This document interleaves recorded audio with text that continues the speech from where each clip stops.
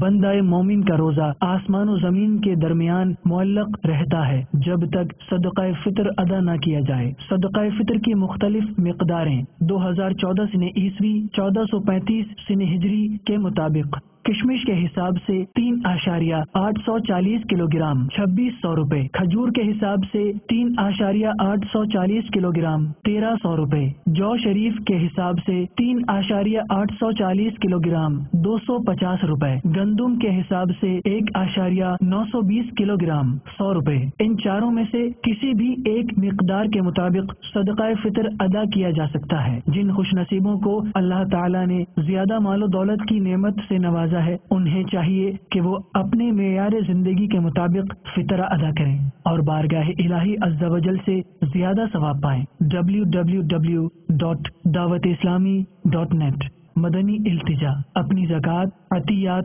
صدقات اور فطرہ دعوت اسلامی کو دیجیے اور ڈھیروں ثواب کمائیے۔ صلو علی الحبیب صلی اللہ تعالی علی محمد۔ مجھے اپنی اور ساری دنیا کے لوگوں کی اصلاح کی کوشش کرنی ہے۔